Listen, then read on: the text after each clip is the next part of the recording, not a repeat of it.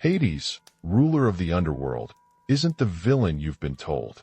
In the darkest chamber of his obsidian palace, he doesn't torture souls, he weighs them with perfect balance. Before him stands a trembling king who ruled with cruelty above ground, now stripped of crown and power.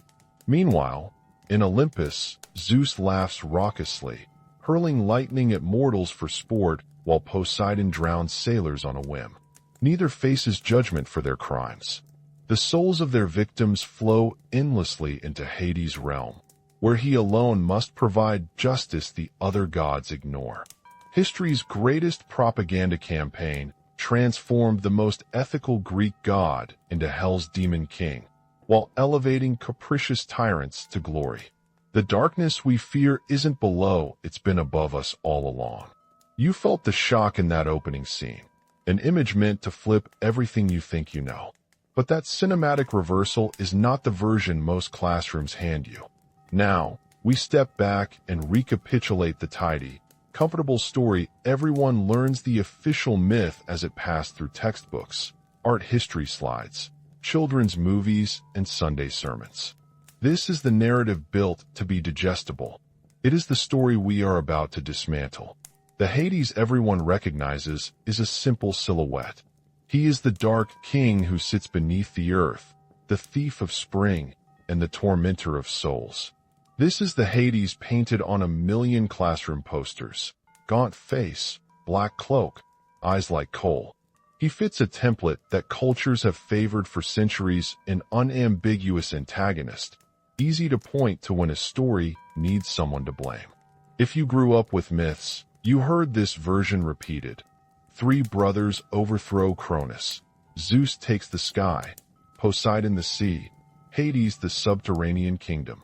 Fate dealt Hades the unwanted lot, and the story treats this allotment as an origin of bitterness. He resents the sunlight gods. He steals Persephone from Demeter and locks her below, and for that act the land withers and winter arrives. In that telling, Hades is the jealous sibling, a dark mirror to Zeus' flashy masculinity and Poseidon's violent passions. Look around popular culture and you see the same outline. Renaissance paintings dramatize him dragging tormented figures into gloom. Medieval sermons borrow the imagery and accentuate suffering. Children's animation adds color and a snarl. Even today, blockbuster films and video games lean on that archetype Hades as the natural, recognizable villain. The image is convenient. It is immediate. It needs no nuance. A handful of short lines usually carry the official narrative in museums and lecture halls. The textbook voice says, Hades presides over death and darkness, a figure to be feared.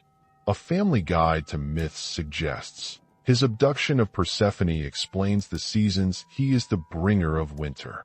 A cultural documentary intones, Hades embodies the human fear of annihilation and punishment. Those lines are smooth, authoritative, and very tidy. They close the case before questions begin. This official Hades is not just convenient for storytellers. It grants a complete moral grammar. Heaven up, hell down, sky equals justice, earth equals punishment. It offers a lesson with a clear villain. It reassures social orders hungry for simple metaphors. Obey the sky, fear the depth. Why was this version so successful? Because it comforts. It reduces complexity into a dramatic arc that fits political and religious needs. The tidy narrative lets empires preach obedience, lets preachers scare congregations, lets artists dramatize sin. It became the accepted version because it was useful to more than one kind of power. Yet the official line has a smoothness that hides rough edges. For many listeners, that neatness feels like an ending. The story ends where the books tell you it does, with Persephone taken, with Hades cruel and unyielding. But if a story is too neat, it often cleans up details that refuse easy explanation. Consider how the myth simplifies relationships. Hades, in this telling, is a black and white figure, monster or monarch. Persephone becomes a passive symbol child, victim, object of rescue. Zeus and Poseidon stay largely unexamined, their recklessness glossed over in the same breath that vilifies Hades. The official account focuses on scandal, not on structure. It turns attention to spectacle and away from systems. There are 3 short rehearsed lines you might have heard in classrooms and documentaries that compress the official story into axioms. One teacher might say, Hades took Persephone, and winter came. A museum plaque might announce, Hades is death. A film narrator will claim, the underworld is a place of punishment. Each sentence performs the same function. It closes debate and rings the final bell on curiosity. That closure is political. Simplifying complex theological roles into a morality play benefits institutions that prefer obedience to inquiry. It creates tidy enemies people can point to when convenient. It is no accident that the smooth version traveled far and wide. If the official story is comforting, it is also selective. It flattens centuries of variation, glosses over ritual nuance, and ignores conflicting sources. It discards forensic questions. Who benefits when a god is reduced to an enemy? Which lines are later additions, and which preserve something older? Who commissioned the paintings and poems that codified the villain? Those are the questions the tidy tale doesn't like. Now recall the image you saw in the opening. Hades weighing a trembling king, Zeus laughing above. That image forces you to ask a different question. Whose justice was being served? The official version is a neat arrow pointing at Hades, but it tells us nothing about the political work myths do. And once you begin to ask about political function, history opens up into areas that are messy, deliberate, and noisy. In the next minutes, we will step inside that official account. We will map its shape, its aesthetic, its institutional friends, and its long path through art and religion. We will listen to the polished voices that sold this version for centuries, and we will watch how convenience silenced alternatives. We are only recapping, but keep in mind you will begin to feel the seams. The origin story made digestible begin with origin myths, and you get a picture that reads like civil religion. The 3 brothers motif gives immediate clarity. Division of domains, division of duty.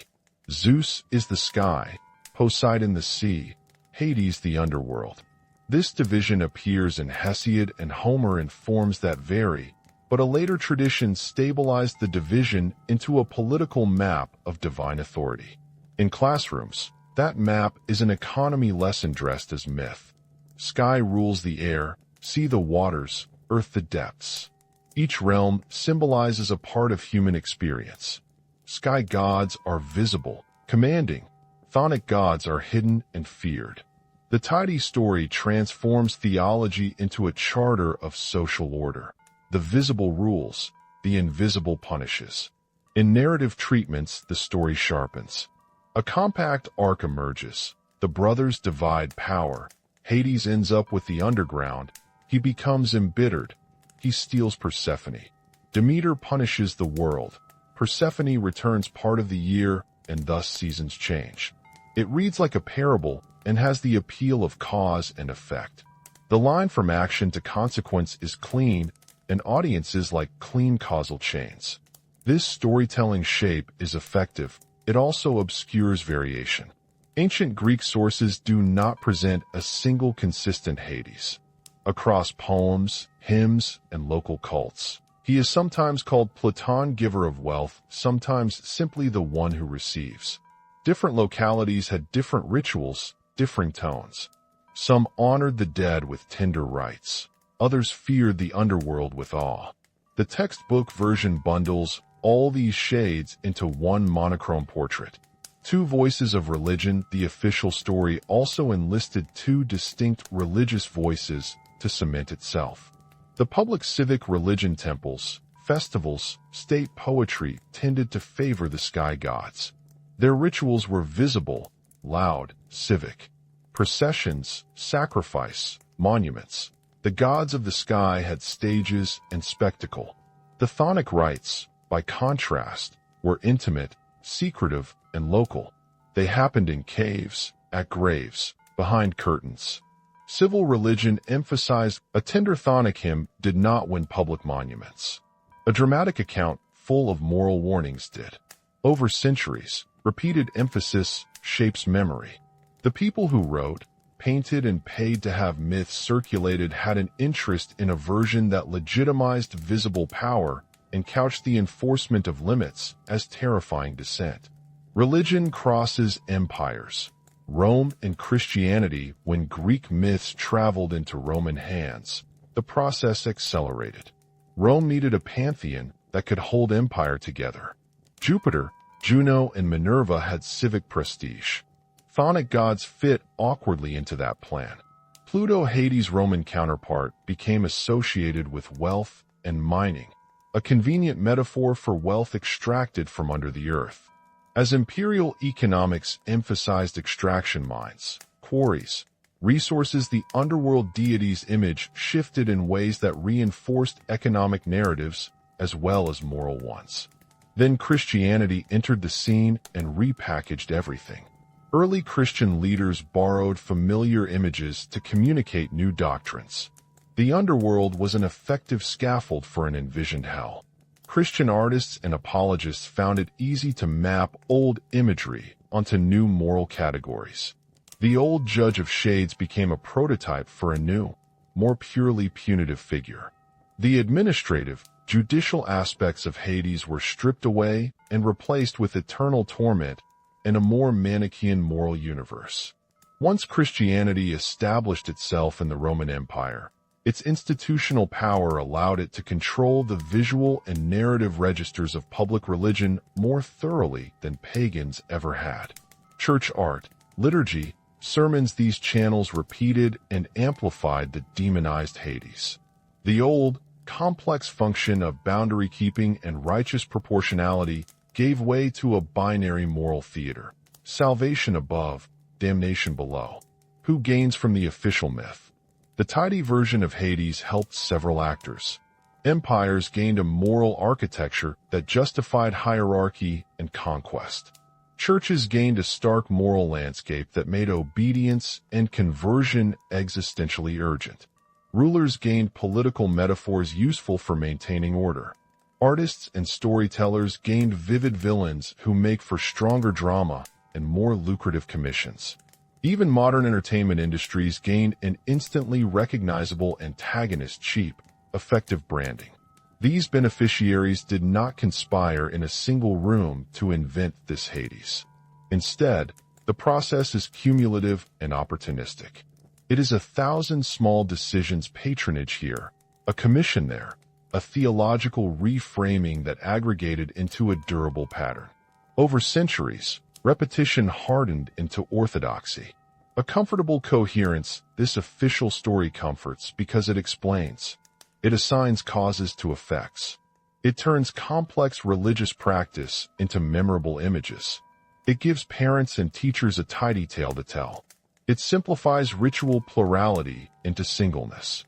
It is, critically, useful. But this comfort is not neutral. It shapes how societies understand death, justice, and limits. It tells people what to fear and where to look for moral authority. That steering matters. And it matters more than we often realize. Many cliffhanger before the turn. So far we've rehearsed the official account, the polished statue in the town square. It is persuasive and elegant. But elegant can also be a gloss. In the next section, we will begin to lift tiles. We will examine texts, funerary practices, artistic anomalies, local cults, and awkward contradictions the official story prefers to forget. If the official Hades is tidy, those archives are messy, and the mess will tell us why the tidy version needed to exist at all. Call to the viewer, brief, human, integrated. Thanks for following this investigation so far. If this kind of history surprises you, the channel needs your help to keep digging. If you like content that questions what you learned at school, consider subscribing and sharing. We're small now, but every new subscriber helps us expose more hidden chapters. You staying matters. The official story begins to wobble once you stop accepting its smooth surfaces. The first cracks appear in sources themselves: poems, inscriptions, burial goods that insist the underworld was not a single place of punishment, but a layered, ambivalent landscape. When scholars read these primary sources without the later overlays, a different map appears: Elysium for select heroes, Asphodel for ordinary shades, Tartarus for a few punished beings. Death, in earliest accounts, did not automatically equal torture. Start with the funerary record. Grave stelae and painted vases reveal rites meant to ease journeys, not to ward off an exclusively dangerous king. Offerings, coins for Sharon, inscriptions invoking Platon, these are practical, intimate acts. They suggest a mode of interaction with the dead and their receiver that is pragmatic and respectful. People tried to ensure safe passage. They did not universally fear the underworld as a realm of endless punishment. This empirical detail undercuts a major piece of the official story. If Hades were, in the popular imagination, a monstrous tormentor, why would so many households invest effort into propitiating him? Why call him Platon the giver of wealth if his primary function was cruelty? The clues are there in epigraphy and ceramics. The language people used in everyday rites did not paint Hades as a cartoon villain. Another fissure appears when you read the myths themselves without the theatrical retellings. Hades is notably absent from many narratives where you would expect a malicious god to create trouble. He does not seduce. He does not masquerade as a mortal to do harm. He does not rain plagues for petty slights. Contrast him with Zeus, whose sexual liaisons spawn many tragedies, and with Poseidon, whose tempers drown shorelines and ships. Hades remains largely aloof, a presence more administrative than performative. Why would a pantheon relegate its supposed greatest villain to such marginal parts? If Hades had been the monstrous antagonist people now imagine, ancient storytellers would have made use of him. He would appear in the drama, the songs, the jokes. But he doesn't. His voice is rarely heard in the chorus. That absence is not an accidental oversight. It is a meaningful gap that invites inquiry. Then there is the Persephone episode, the myth most often cited as proof of Hades' villainy. Read it as the textbooks do and a clean moral appears. He kidnaps, the world freezes, the mother grieves, the hero saves. But the record is messier. Different regional versions present different degrees of coercion. Some versions implicate Zeus in arranging the match. In several strands, Persephone eats pomegranate seeds, yes, but the seed motif resonates culturally as part of agricultural initiation rites. In some local mysteries, her descent and return are part of a ritual economy that validates seasonal cycles, fertility rites, and regeneration. The idea of a single dramatic abduction glosses over multiple traditions where the marriage is more ritual than rape. So the Persephone narrative itself contains variant strands: rescue, sacred marriage, seasonal allegory. The neat villainous reading is a later overlay that fits other agendas better than it fits the archival variety. It is an interpretive smoothing, not a necessary reading. The semantics of the name create another contradiction. The term Hades may originally have referred to the place, the unseen realm, rather than to a personalizing monarch of evil. Platon, a name emphasizing wealth, circulates in different contexts. People euphemized the underworld, called it by other names, avoided directly naming its official resident. Greek prudence around naming the dead deity reveals fear, yes, but not necessarily because of moral panic about cruelty. In many cultures, naming a powerful force risks summoning it. Avoidance speaks to a kind of ritual respect bordering on taboo. If the underlying evidence already grows porous, consider the pattern of narrative silences.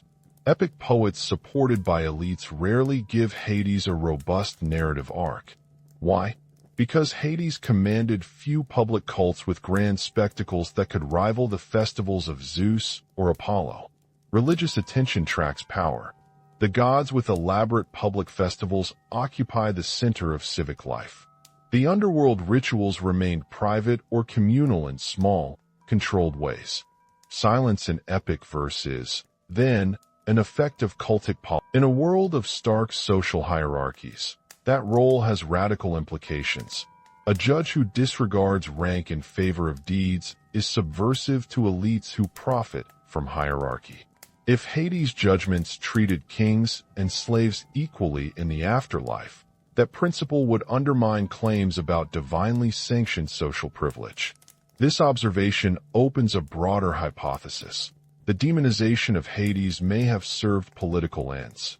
If a ruling ideology needs citizens to accept hierarchy and the sacral superiority of rulers, then a deity who enforces impartial limits across ranks is inconvenient. It is far easier to uplift sky gods who embody and legitimize rulership, while casting the chthonic deity as fearful, marginal, and dangerous. The result is a religious geography that mirrors political priority, temples and festivals for the sky, caves and hush for the earth. The archaeology of public architecture supports this claim. As city-states centralized power between 700 and 500 BCE, monumental building projects favored Olympian gods. Elevated temples, visible from the agora, made the sky gods civic symbols. Underground shrines, oracles and caves, mystery cults, these remained decentralized. Ritual attention became part of civic identity. Chthonic traditions, associated with older agrarian practices and local groups, were gradually sidelined. Eleusis offers a case study. The Eleusinian mysteries, centered on Demeter and Persephone, preserved ancient chthonic ideas that celebrated cyclical death and rebirth. For centuries, initiates experienced rites that honored the descent and return narrative as a ritual of regeneration. But as the Olympian religious complex accrued public power, the Eleusinian cycle was reframed for public consumption. Where once the emphasis may have been on balance, later narratives emphasized rescue, purity, and the civilizing order, effectively recasting the story into a narrative that accommodates state interests. This reframing is not proof of a single institutional conspiracy. It is evidence of a long, uneven process. State power, economic transformation, poetic patronage, and visual culture layered meaning onto older traditions. The transformation of Hades from judge to boogeyman was a multi-causal historical process, not a one-off event, but it was cumulative and consequential. Look at the mechanics of storytelling and patronage.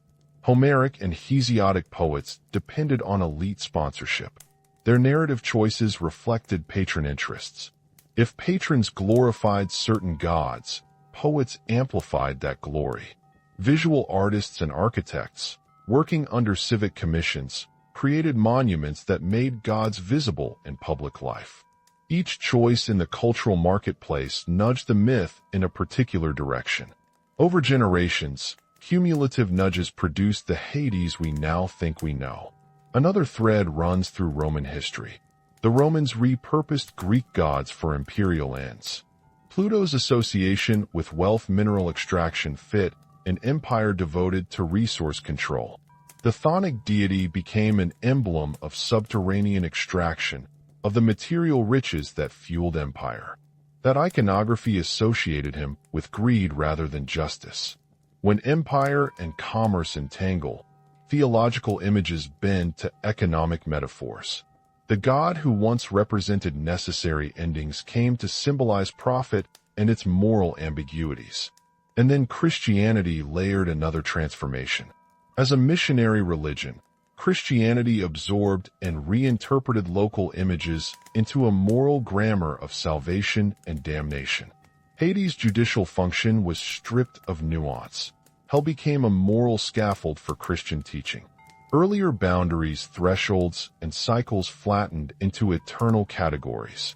The complexity of earlier underworld concepts did not disappear overnight. It was overwritten through centuries of liturgy, art, and catechesis. At every stage, propaganda is an apt term. Propaganda here is not modern conspiracy, but historical patterning. Institutional repetition that privileges certain images and silences others. Coins, Temples, pedagogical texts, liturgy, epic poetry, each is a vector. Repetition polishes a narrative until it seems inevitable. Children learn it. Priests teach it. Tour guides repeat it. Over time, the story ossifies into what we call tradition. That ossification has consequences. When a culture internalizes a story when it regards a deity as the archetypal villain, its practices adapt around that understanding. Fear of the underworld strengthens taboos, motivates ritual avoidance, and shapes ethics. Conversely, the marginalization of chthonic values, the respect for cycles and limits, makes it easier for societies to valorize expansion, extraction, and dominance. The theological shift supports social choices. Now imagine the psychological and social effects. If death is cast as punishment rather than transition, people live with existential dread and moral absolutes. If the god of limits is demonized, cultural attention gravitates toward gods who promise abundance, victory, and upward mobility. Religious and social imaginations converge around aspiration rather than balance. In such a climate, restraint looks suspect and progress unbounded becomes a moral virtue. Those are not merely philosophical claims. They connect to tangible outcomes.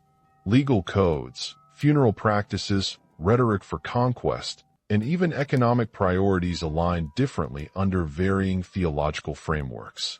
A system that elevates sky gods over chthonic justice can justify imperial projects or economic extraction.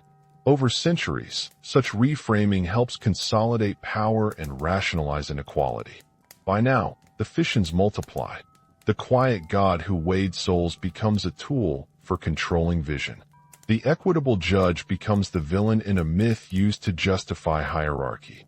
The original functions regulating cycles, enforcing limits, honoring the necessary death are obscured by narratives that favor spectacle and power. So what are we left with? A question rather than an answer. The official Hades is not simply a misreading. It is an accretion. It is the result of overlapping interests and artistic choices. It is a story that served particular powers better than the alternatives. And it is, for that reason, an instructive example. The way a figure of limits becomes recast as a monstrous threat reveals as much about the societies doing the recasting as it does about the deity themselves. Mini cliffhanger to end this part: these contradictions are not footnotes. They are the fingerprints of a process. They suggest that if Hades could be so thoroughly rotated from judge to devil, then many other historical reputations might bear similar scars. We have only just opened the file. Behind the stage lights of Olympus, the job was paperwork and weighty choices. In a chamber carved from black rock, Hades kept ledgers the size of shields. He recorded names. He marked debts. He weighed lives. The scale in his hands was a tool, not a toy. One pan held a list of deeds, the other the measure of consequence. It was tedious. It was exacting. It was necessary. Imagine a long hall, columns like ribs, torchlight painting the floor in amber. Clerks move like shadows, minor spirits, priests, local funerary officials bringing reports and reliquaries. Sharon appears at a side door, a figure with a voice like river ice, exchanging sacks of coin for sealed lists of who crosses tonight. Thanatos leans against a pillar, tired and precise, noting the hour of departures. Hypnos opens a window and lets a small wind of sleep into the world. The scene is not a theater of cruelty. It is an administration of thresholds. Hades' work had moral consequences that cut through social rank. In his court, titles were irrelevant. A tyrant stripped of his rule met the same ledger as a tenant farmer who kept his promise. The myths that linger in schoolbooks ignore this radical equality. But in the fragments and funerary inscriptions, the hands on records of ordinary people, you can see it. Appeals to Platon, lists of favors granted, images of a seated god receiving both the rich and the humble. People treated him like an official who must be petitioned with respect, not a monster to be avoided at all costs. His marriage to Persephone plays differently when you watch the ceremony in context. Picture a field in late summer. The underworld's order depends on the impossibility of exceptions becoming the rule. Hades preserves the possibility of meaning in mortality. He protects the cycle. This job put him at odds with visible power. Sky gods rewarded favors lavishly and publicly. Zeus' favors were political capital. They built dynasties and justified rule. Hades, by contrast, leveled the balance sheet. He did not hand out glory to those born into it. In societies where rulers needed sacred pretexts to claim superiority, a deity who refused to honor pedigree was inconvenient. Imagine a civic leader realizing that, in an afterlife judged by deeds alone, earthly status could lose its theological warrant. That realization makes him a rival not through force, but by implication. People noticed. Priests did the math. Poets took note of public taste. What is administratively inconvenient in ritual becomes narratively inconvenient in epic. You can almost see the conversation in a palace. Which stories best serve our work? Which deities should receive festivals, monuments, coinage? The choices are small and incremental. They begin with funding. They go on to commissions. And over time, the ledger of ritual attention tilts. So the quiet, relentless fairness of Hades, the civil servant of the cosmos, was not merely a religious curiosity. It was a political irritant. It posed questions about equality, about who received honor after death, about the theological logic that justified earthly rule. In a world rearranging itself into city-states and empires, those questions could not be left unanswered. Something had to give. The public image had to be altered, and that alteration would not be a single blow. It would be a slow, practical erasure and editing of ritual and art that turns service into suspicion. But before the erasures finish, the record betrays small resistances, a lyric in a local hymn, a painted vase that shows a calm god receiving a child, an epitaph thanking Platon for a safe passage. Those traces are the fingerprints of a different memory, one that would not vanish without a fight. The fight did not look like a battle. It looked like making other things louder. The decisive shift arrives when religious taste meets political consolidation. Between roughly 700 and 500 BCE, Greek polities were remaking themselves. Towns turned into city-states. Councils found new power. Money began to flow differently. From grain surpluses to tribute, from local offerings to civic treasuries. The cultural consequences were seismic. Visualize Athens in that era. Stone being cut at dawn, scaffolds rising on the Acropolis, sculptors hammering details for a god who sits above the city. The physical landscape changes the mental landscape. A temple on a hill is a message. This god watches the polis. Festivals become civic rituals. Hymns are composed to be sung in public squares. The gods who fill the public stage gain theological weight. The gods who remain below ground do not. Eleusis is the counterpoint to this centralizing story. For centuries, its mysteries preserved a ritual logic that honored descent and return as communal regeneration. Initiates walked in, learned secret knowledge, witnessed rituals that emphasized balance and cyclical justice. But as Athens centralized religious life, the Eleusinian rites found themselves reframed. Their seclusion became suspicious. Where the city wanted visibility, secrecy looked like backwardness. The state could incorporate the mysteries, make them state-endorsed, but the state could also sanitize them, retell them in ways that placate civic priorities.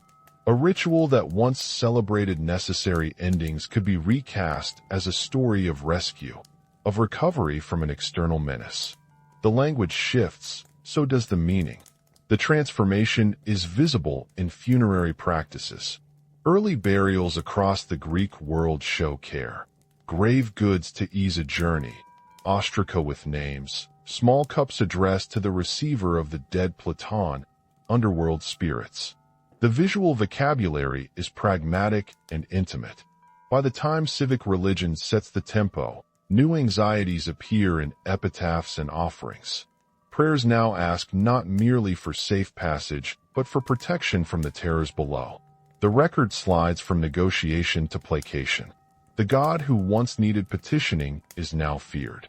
Art plays its part with ruthless efficiency. Vase painters and sculptors have patrons, and patrons have politics.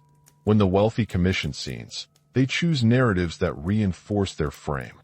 Hades appears, but increasingly in late classical and Hellenistic work as shadow, as dragger of bodies, as a grotesque presence in compositions meant to moralize.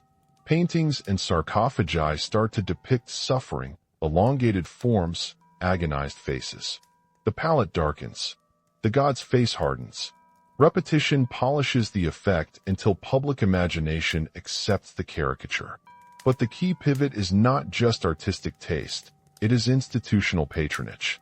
Homeric and Hesiodic traditions grew up under elite sponsorship. Poets depended on aristocratic support. Their choice of subject matter reflected the anxieties and desires of those who fed them. If a poet sings of gods who legitimize aristocratic rule, his reward is secure. If he dwells on a deity who undermines social rank, who forces a ledger of deeds across all classes, his patronage is less certain.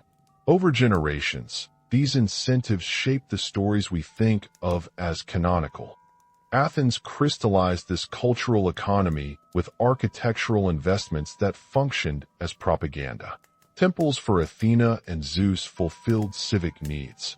They were stages, treasury houses, visible symbols of a city's greatness. Underground cults, by contrast, remained in caves, in Neolithic wells, in local groves, places that could not project imperial narrative. The civic horizon narrowed. What could be displayed publicly was what became orthodox. Rome amplified the trajectory. The Romans adopted Greek deities, but they folded them into imperial priorities. Pluto, no longer merely receiver of the dead, fit neatly into an empire that prized extraction, mines, quarries, resources pulled from beneath the earth. Associating the god of the underworld with material wealth anthologized a new metaphor. The underworld yields commodities. That image dovetailed with imperial economy. It turned a boundary keeper into a figure linked to fiscal gain or greed. The god who once guaranteed impartial cosmic accounting became a symbol of subterranean riches and, by extension, one more instrument in the rhetoric that justified conquest and extraction. Christianity then provided the final overlay. Early Christian preachers found in Hades' iconography a convenient scaffold. The underworld's darkness, its separation from the visible sky, its associations with wealth and shadow, these elements helped craft a new theological topology of sin, salvation, and punishment.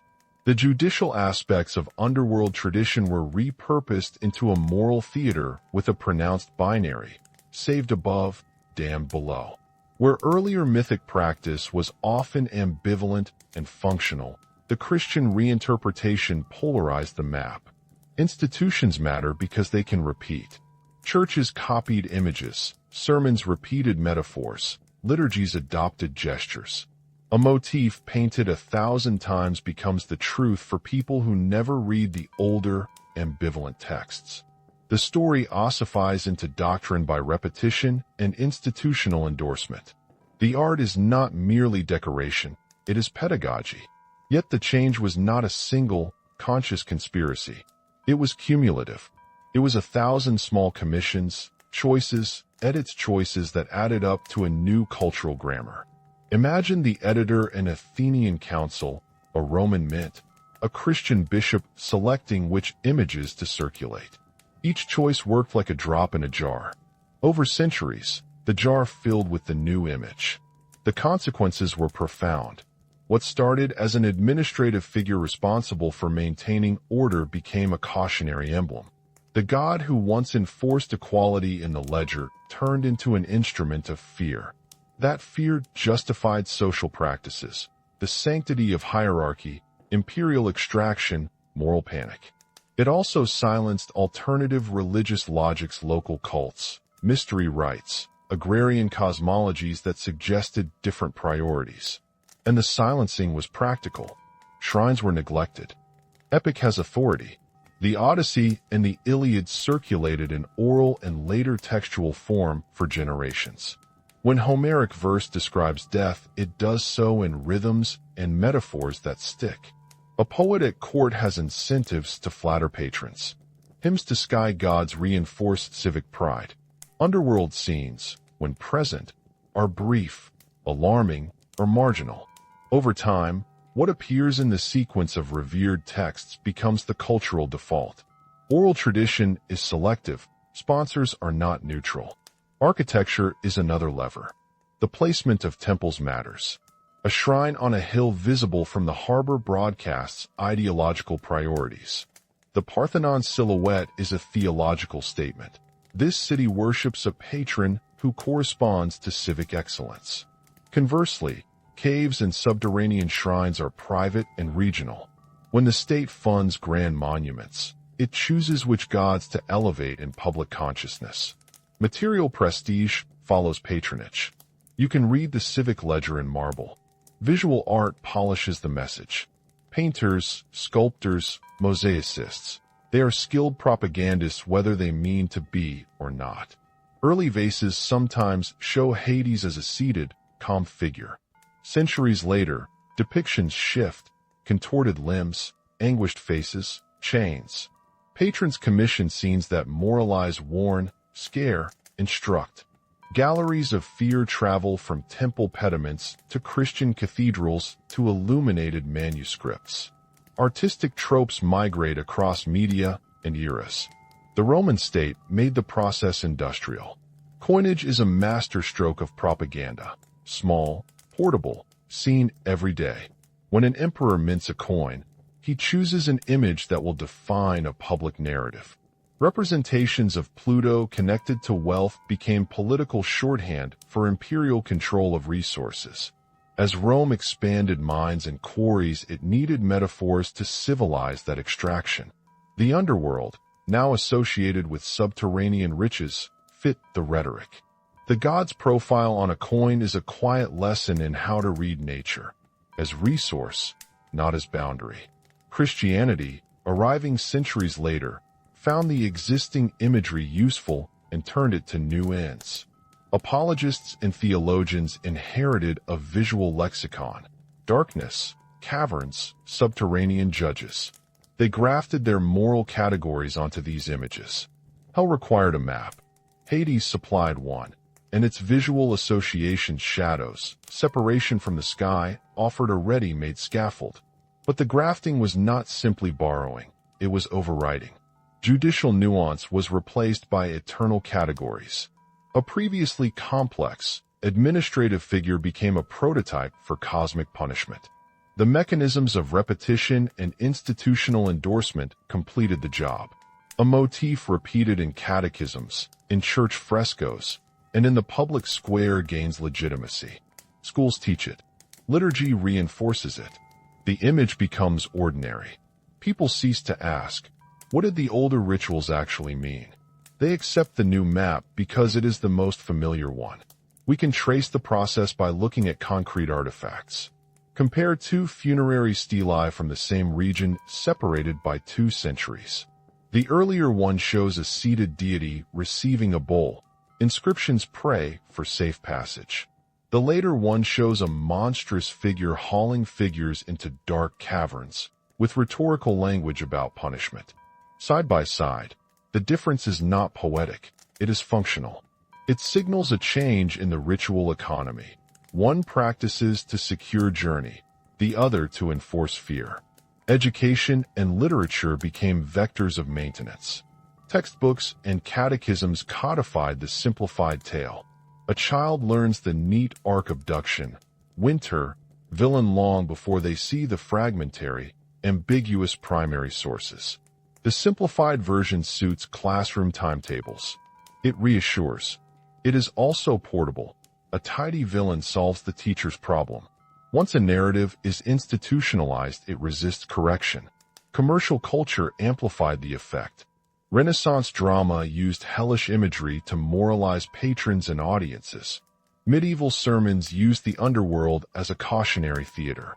Early modern artists painted scenes of torment that sold to collectors and ecclesiastical patrons alike. When the printing press arrives, the images multiply. When cinema arrives, the shorthand is ready. Disney, video game studios, blockbuster scripts all tap the same compressed signifiers: blue flames, snarling dogs, a shadowy throne. The industrialization of myth turned a set of ambiguous rituals into globalized icons. The propaganda machine deploys two familiar techniques. The first is substitution. Replace complex mechanisms with a single, emotionally charged image. The second is marginalization. Reduce alternative voices to private practices, downgrading them to the status of local or backward. Both steps are practical. Both are powerful. Substitution works because the human mind prefers simple causal chains. A god who weighs obligations is harder to sell than a god who drags the wicked to torment. The latter satisfies a basic narrative hunger. It also serves managerial needs. A clear villain simplifies moral education. Marginalization operates by attrition. Public festivals die when funding and visibility die. Local hymns survive in isolated manuscripts and anonymous tombs. The louder voice wins. But the machine also leaves traces of what it displaced. Archaeology records those traces. Votive deposits in caves. Inscriptions with names we never read in canonical verse. Regional hymns quoted by late authors. These fragments are proof that the narrative was once plural. They are not a manifesto. They are a mosaic. And mosaics do not go away at the stroke of a pen. The propaganda machine did more than recast a god. It reshaped the moral grammar of entire societies. When death is a punishment, life must be framed as an avoidable catastrophe. When the god who enforces limits is demonized, restraint becomes suspect. The cultural ethic shifts toward rewarding visibility, accumulation, and conquest. The theological architecture now supports hierarchical ambition. This is not merely history. It is a pattern we recognize again and again. Kings and councils find stories useful. Churches codify them. Artists confirm them. Over time, the recreated image becomes the reality for those who inherit it. The original institutional functions boundary keeping, cyclical justice, ritual reciprocity slip from view. When you strip away the successive layers of rhetoric and institutional interest, a different Hades reemerges. A stern functionary who maintained cosmic balance, who negotiated exceptions with care, who enforced limits that made social life possible. He is not a hero in a triumphal sense. He is not a monster, either. He is a necessary, uncomfortable figure, one whose existence forbids certain kinds of power that rulers might enjoy. That is why his image had to be altered so thoroughly. The transformation was not mere accident or poetic exaggeration. It was the result of choices, practical, political, aesthetic, that aggregated into a new cultural fact. When you learn the new story, you do not only learn about an ancient god. You inherit a selection of social priorities and a pattern of thinking about limits. After centuries of repetition, the edited Hades is the one that stands in textbooks, in movies, in children's storybooks. The original remains, if at all, in shards and quiet lines of ink. Recovering him is a painstaking act. Look at the graves, the small hymns, the displaced rites, the local coins. Read the silence where narratives were not placed. Only then does the fuller, stranger, more ethically interesting god begin to return. But even after we reconstruct his face, the question lingers. What does it mean that a figure who enforced limits so thoroughly was turned into a symbol of dread? The answer reaches beyond myth. It touches political calculation, economic interest, and the stories we tell ourselves to justify our choices. And those stories still work for us, every day. So we must ask, when a society erases the memory of balance, what else has it quietly edited out of its moral imagination? The machinery of myth-making can be dismantled on paper, but the habits it produces live in language, law, and appetite. Undoing them demands more than scholarship. This semantic hinge is one of the first clues that the popular caricature Hades as jealous kidnapper does not match the older, material logic of chthonic worship. Now picture his court. In many myths, Hades shares judicial duties with three judges minus Rhadamanthus, Aeacus figures who read records, weigh deeds, and pronounce outcomes. The underworld is not a place of random torment. It is a place of sorting. The earliest literary and epigraphic traces suggest categories. Elysium for those whose lives produced exceptional contributions or heroic favor. Asphodel for ordinary souls who lived and labored. Tartarus reserved for those whose offenses contra mundum acts that threatened the basic conditions of human society required severe containment. This triage resembles primitive legal systems. Not all wrongdoing invites the same response. The soul's destination corresponds to social and moral effects, not to melodrama. When you read the more restrained passages, fragments of Hesiod, scattered ritual inscriptions, funeral laments, a pattern emerges. Rituals aim to secure passage, not to placate a wrathful bureaucrat. Grave goods, libations, names chiseled on stones. These are acts of negotiation and recognition. They presuppose an orderly administration that requires certain protocols. The underworld's officers demand ceremony because they perform a function intrinsic to community life, closure. That closure, in older agrarian mindsets, was not tragic only. It was a form of maintenance. Fields require fallow periods. Seeds must die to be reborn. Hades enforces a principle that enables cycles. Viewed this way, his office is indispensable and ethically weighty. Persephone's descent fits this logic better than it fits the thriller version. Many ancient sequences present the seasonal myth as a cosmic contract. Part of the year is governed by above-ground abundance, part by subterranean rest. In some tellings, Zeus is not a bystander but a broker. He sanctions a union that integrates two necessary realms. The grain that disappears into the soil marries what lies beneath, and spring is the proof that the arrangement works. Persephone is not merely a stolen maiden. She is a symbol of reciprocity, a mediator who moves between realms and legitimates the exchange. That is why in some rites she is treated less like a victim and more like a partner who exercises agency within specific boundaries. Consider also the restraint Hades shows in his interventions. He rarely descends to the world of the living, and two of the best-known episodes, Orpheus and Heracles, illuminate his character. Orpheus enters the underworld and gains a temporary reprieve for his love. Hades grants a conditional mercy, one that respects the rules. Heracles asks to lead Cerberus out. Hades agrees on terms that protect the integrity of the system. These are not tyrannical refusals or arbitrary cruelty. They are procedural judgments. They reveal a deity oriented to principle rather than to caprice. That orientation is uncomfortable for those who prefer a moral economy where punishment functions as spectacle. It is clarifying for anyone who thinks in terms of systems and sustainability. The attendants and instruments around Hades reinforce his bureaucratic role. Thanatos, Hypnos, Charon, these are not demons in the popular sense. They are role players. Thanatos is the quiet end of life. Hypnos, the twin of necessary rest. Charon, the ferryman who ensures orderly transit in exchange for a coin placed in the mouth of the deceased. The coin is not simply a bribe. It is a ritualized economic token that acknowledges the debt of passage. Cerberus, monstrous only in description, functions as both guard and guarantor. He prevents premature departures and unregulated returns. The instruments of the underworld are instruments of regulation. This reconstruction does not ignore the darker corners of the tradition.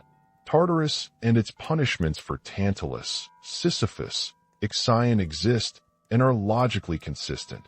They are reserved for those whose crimes broke cosmic contracts in a way that destabilized human order.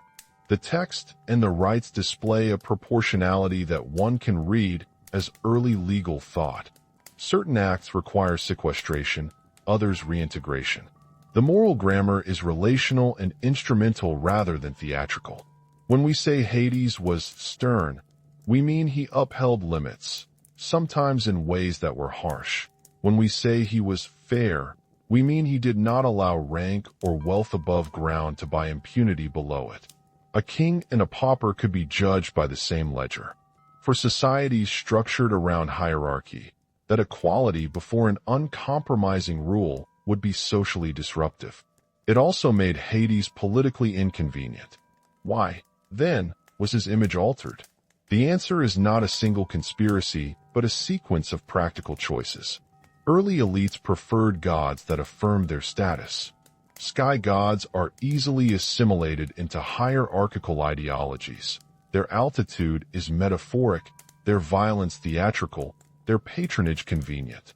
A sky father who rewards kings and punishes their enemies is an excellent political symbol. But a subterranean manager who levels the scales is not. Over centuries, the institutions that wanted authority, city councils, imperial courts, organized religions, found it useful to marginalize chthonic logics. They did so incrementally. Hymns reworded, cults relocated or made secret, visual programs recast. The result was a double movement. Hades' administrative image faded into the background while a grotesque caricature moved into the foreground. Yet the original traces never disappeared completely. Archaeological deposits, votive offerings at caves, preserved funerary formulas, small local hymns quoted by later authors kept fragments of the older story alive. They show a religion that valued cycles and mutual obligations. These traces are vital because they allow a reconstruction not merely of practices but of values, balance, accountability, cyclical justice. Reconstructing Hades in this register is not an exercise in nostalgia. It is a methodological reversal. Look where the loud monuments are silent and let the small, private practices speak. There are reasons to be cautious. Some versions of the myth clearly present Hades in hostile terms. Some post-classical sources flatten nuance into moral lessons. The hypothesis that the older Hades was principally an impartial administrator is strong, but not uniformly uncontested. Scholars debate the weight of different sources and the impact of local variations. Some regions long retained fear-based rituals that treated chthonic forces as dangerous in ways that exceeded regulatory language. The reconstruction offered here privileges a pattern visible across many texts and artifacts, but it remains interpretative, plausible, and coherent, not absolute. What makes the reconstructed Hades ethically interesting is that he enforces limits humans often resist. He is a threshold that denies shortcuts. He is the guarantor of endings that make renewal possible. That role sits uneasily with narratives of triumphal accumulation. If death and the institutional forms that manage it are necessary checkpoints, then a culture that glorifies perpetual growth must either domesticate those checkpoints or erase them. Erasure required narrative work. It required retelling the story so the gatekeeper looked monstrous rather than reasonable. This fuller portrait has practical implications. Once Hades is seen as the one who ensures balance, questions about our present choices shift. Who today stands as a guarantor of limits? What institutions perform the Hadean function of preventing premature returns, those who try to skirt natural cycles, ecological limits, social debt? Recognizing Hades as a figure of necessary endings forces us to ask whether modern societies possess replacements that can fairly administer endings without becoming instruments of oppression. It also forces a grudging respect for rituals that, on the surface, seem to celebrate loss. Funerals, memorials, fallow seasons, debt jubilees. These practices may be survival mechanisms translated into cultural form. As you begin to see the god behind the caricature, an unavoidable tension appears. A deity tasked with binding endings is unsentimental about individual desires. He will enforce limits that protect collective life even when they hurt entrenched interests. When a culture reassigns the moral work of endings to a caricature, it rewrites not just stories but institutions, aesthetics, and everyday metaphors. The legacy is mixed, and its fingerprints are everywhere if you know where to look. Begin with art. Imagine two funerary stelae, one dated to the archaic period, its relief soft and domestic, showing a seated figure receiving a bowl, a family gathered at the tomb.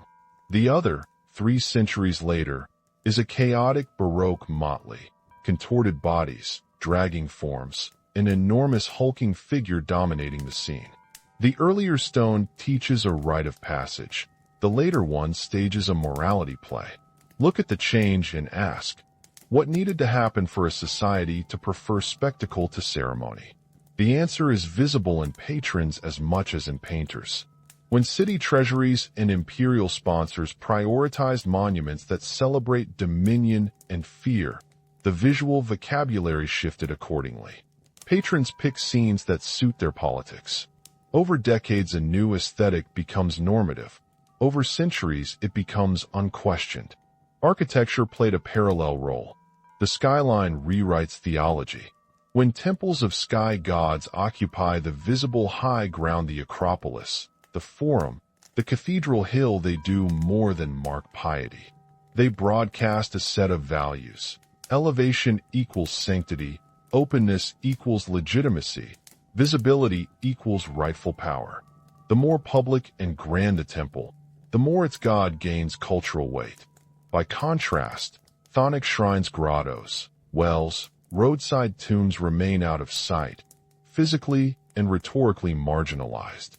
The civic center becomes a stage for gods who legitimize public authority. Subterranean deities retreat into places where secrecy is easily read as malignity. The spatial politics of worship thus become a politics of memory. Coins are a quiet, quotidian vector of myth-making that we often overlook. A small silver disc hand to hand across markets is more effective propaganda than a speech from a rostrum.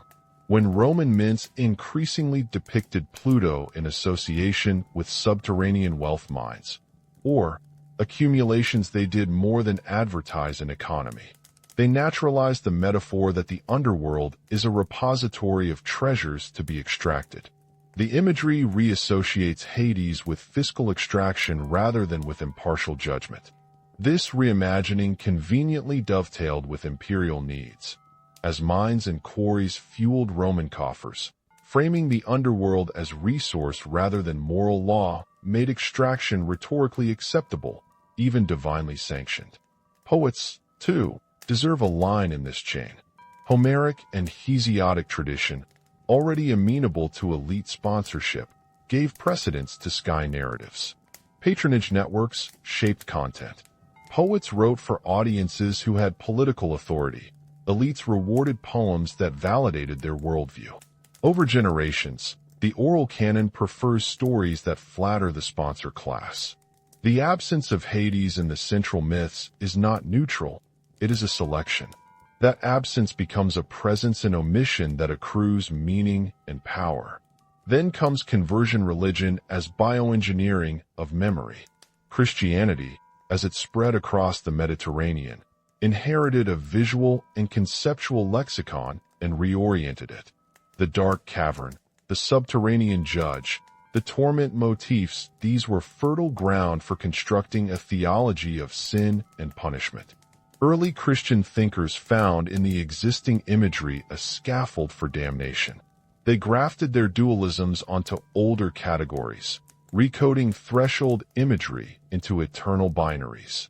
The judicial complexity of chthonic tradition became simplified into moral terror, saved above, damned below. Art followed theology. Frescoes and manuscript illuminations reproduced the new map. Over centuries, catechisms and sermons replaced ritual negotiation with a vocabulary of fear.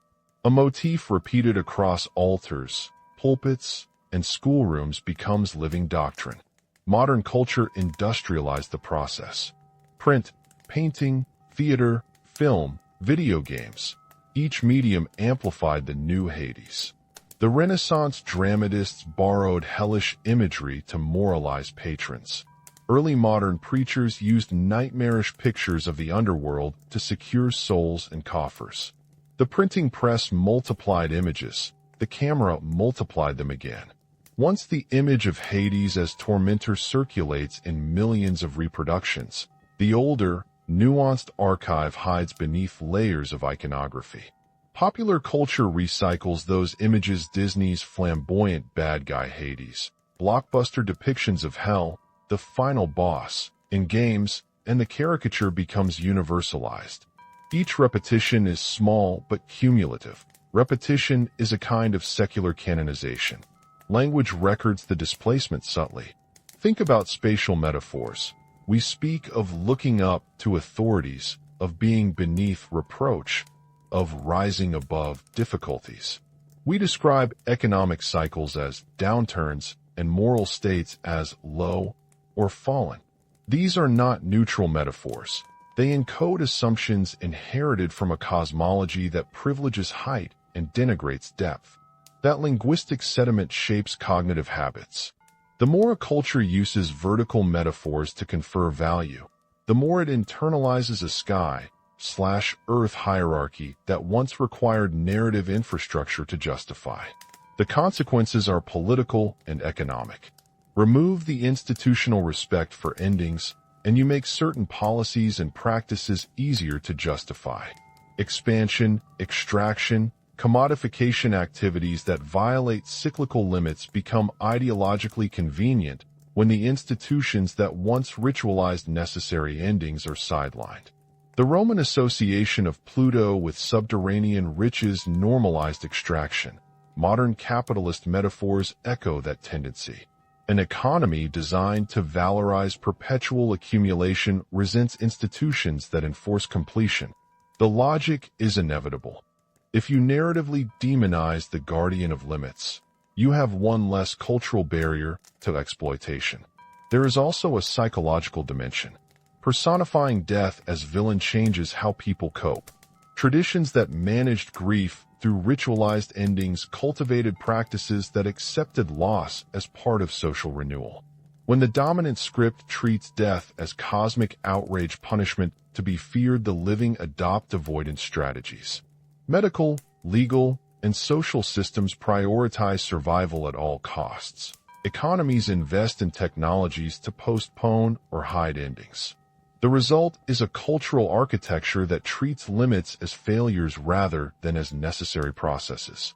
This has individual and collective costs, prolonged grief, denial of ecological cycles, and political incentives for short-termism. Perhaps the most consequential legacy is ecological. The logic that celebrates extraction and denies necessary endings maps neatly onto an extractive relationship with the biosphere. When death is only horror and not part of a necessary cycle, industries need explainers and justifications for taking more than nature can replenish.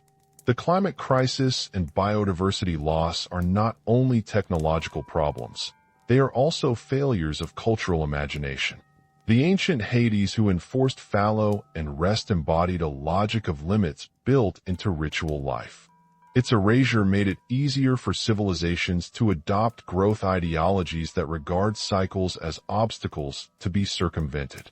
But the past also offers resources for repair. Small, persistent rituals survive the long transition.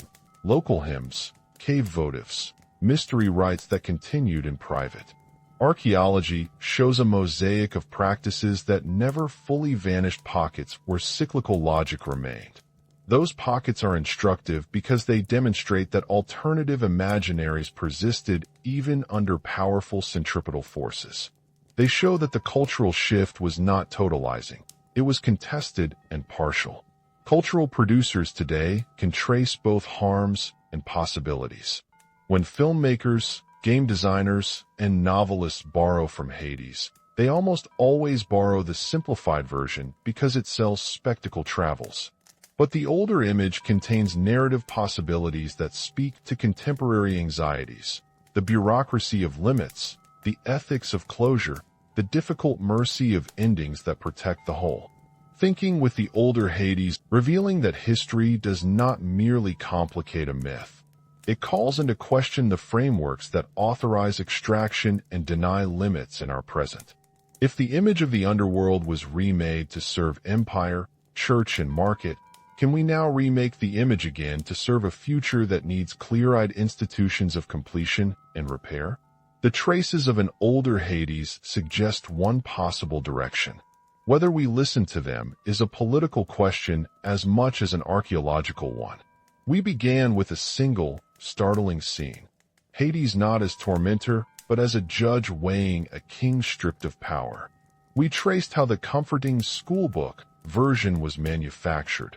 Omissions, architectural choices, poets on payrolls, coins in circulation, and religions that rewired imagery for new ends.